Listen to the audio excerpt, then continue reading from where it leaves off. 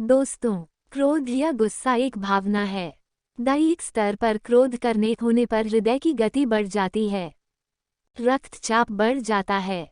ये भय से उपज सकता है। भय व्यवहार में स्पष्ट रूप से व्यक्त होता है जब व्यक्ति भय के कारण को रोकने की कोशिश करता है। क्रोध मानव के लिए हानिकारक है। क्रोध कायरता का चिन्ह है। संकी आदमी को अधिक क्रोध आता है, उसमें परिस्थितियों का बोझ झेलने का साहस और धैर्य नहीं होता। क्रोध संतापयुक्त विकलता की दशा है। क्रोध में व्यक्ति की सोचने समझने की क्षमता लुप्त हो जाती है और वह समाज की नज़रों से गिर जाता है। क्रोध आने का प्रमुख कारण व्यक्तिगत या सामाजिक अवमानना है। उपेक्षित, तिरस्कृत और हेय समझे जाने वाले लोग अधिक क्रोध करते हैं, क्योंकि वे क्रोध जैसी नकारात्मक गतिविधि के द्वारा भी समाज को दिखाना चाहते हैं कि उनका भी अस्तित्व है। क्रोध का ध्येय किसी व्यक्ति विशेष या समाज से प्रेम की अपेक्षा करना भी होता है।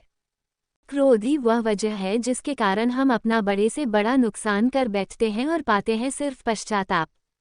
क्रोध के कारण ही अपनों से दूरियां बन जाती हैं और जिंदगी भर के क्रोध मनुष्य का सबसे बड़ा शत्रु है। क्रोधी व्यक्ति का जीवन बदल देगी। गौतम बुद्ध की ये कथा। एक दिन गौतम बुद्ध अपने शिष्यों के साथ एकदम शांत बैठे हुए थे। उन्हें इस प्रकार बैठे हुए देख शिष्य चिंतित हुए कि कहीं वह अस्वस्थ तो नहीं है। एक शिष्य ने उनसे पूछा कि आज वह मौन क्यों बैठे हैं, क्या शिष्यों से कोई गलती हो गई है। इसी बीच एक अन्य शिष्य ने पूछा कि क्या वह अस्वस्थ हैं, पर बुद्ध मौन रहे।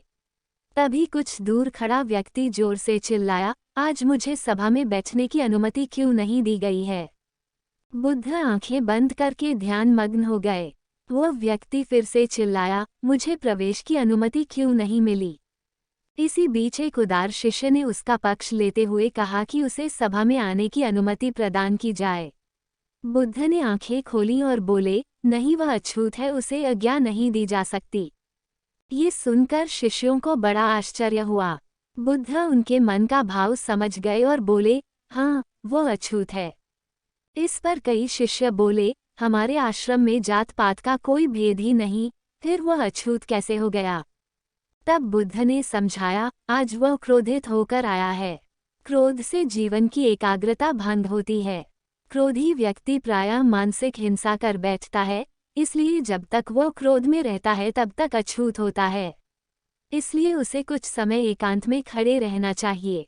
क्रोधित शिष्य भी बुद्ध की बातें सुन रहा था। पश्चाताप की अग्नि में तपकर वह समझ चुका था कि अहिंसा ही मनुष्य का महान कर्तव्य व परम धर्म है।